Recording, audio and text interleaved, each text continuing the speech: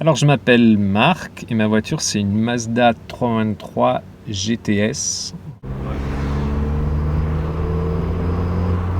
On va attendre que le moteur chauffe un petit peu quand même parce que c'est une vieille dame. Elle est de quelle année déjà?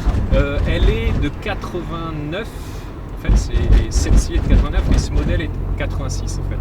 Ok. 88 je sais plus trop. C'est à cheval entre les deux en fait. Il y a eu un léger restylage sur l'esthétique mais c'est tout.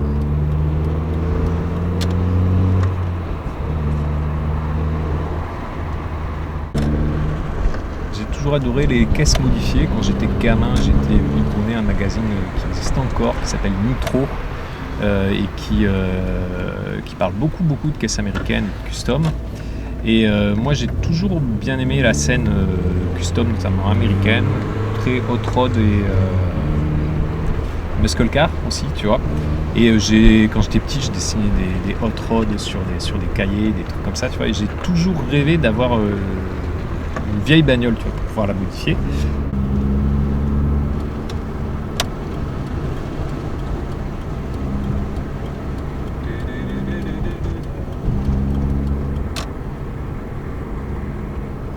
Là, ça nous emmène Blanquefort,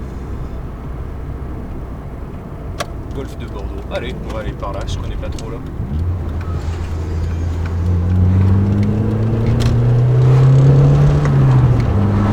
Ce qui est cool, c'est que tu vois, on peut attaquer raisonnablement avec cette voiture et en même temps, tu peux quand même cruiser à la tranquillement. tu vois. Ouais. Ça, c'est bien.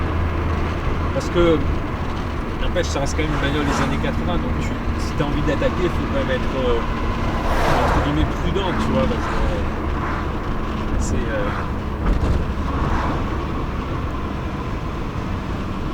Mais bon, elle tient bien le pavé. Alors là, je ne sais pas du tout où on va, mais c'est pas grave, t'as ton GPS, donc pour rentrer, Ouais, s'il faut. rentrer, on verra ça.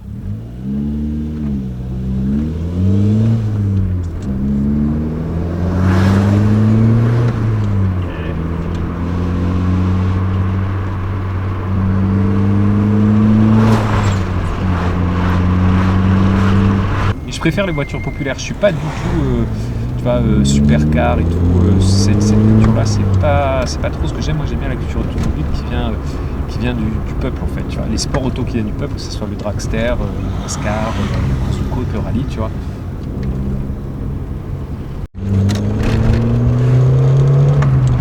Je vais avoir plus de respect pour quelqu'un qui aura une bagnole, tu vois, basique, en fait, qu'il aura préparé, qui aura fait des choses, qui l'aura rendu unique, plutôt que le gars qui va sortir 500 000 € et se payer une supercar. Allez, zoom.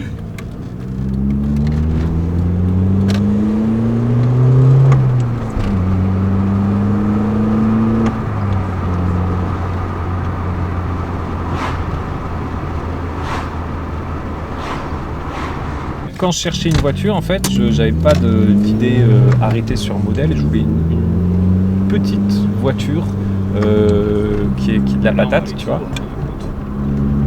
Et en fait, en fouillant les annonces, j'ai vu cette caisse-là et je la connaissais pas du tout. Tu vois. Et les photos m'ont vraiment impressionné par rapport, tu vois, à la ligne de la voiture. En fait, donc, je me suis renseigné et il s'avère que c'était un peu pendant des 205 GTI, mais version japonaise, tu vois quoi.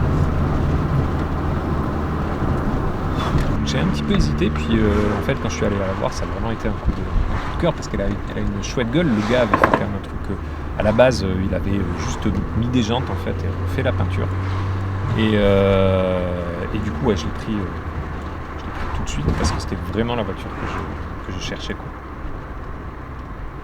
Ce que j'aime surtout, c'est les sensations de conduite en fait. C'est-à-dire que c'est une voiture à l'ancienne, il n'y a pas de direction assistée, faut un peu rentrer dedans, tu vois. Elle n'est pas très puissante, mais elle a une bonne accélération. En gros, moi j'aime, c'est vraiment les sensations quand tu conduis qui vont m'intéresser en fait.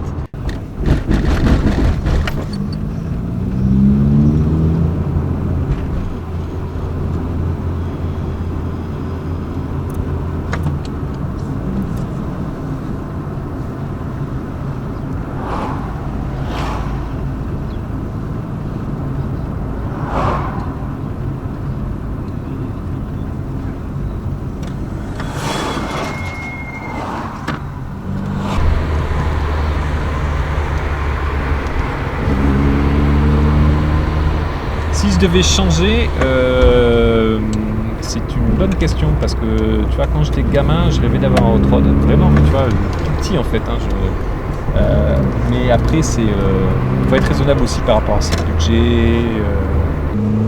Je pense que même peut-être, tu vois, une Mazda Cosmo, c'est-à-dire tu vois, la Mazda, la première avec ce moteur rotatif, ce coupé là. Je pense que vraiment, si j'avais nos limites de budget, ça serait celle-là. Ou peut-être, tu sais, la vieille Toyota 2000 GT, celle qu'ils ont fait, qui ressemble un peu à tu vois, à une Jaguar un peu, tu vois. Peut-être que ça serait ça. En tout cas, vraiment, si je devais rouler en France, je repartirais certainement sur une japonaise.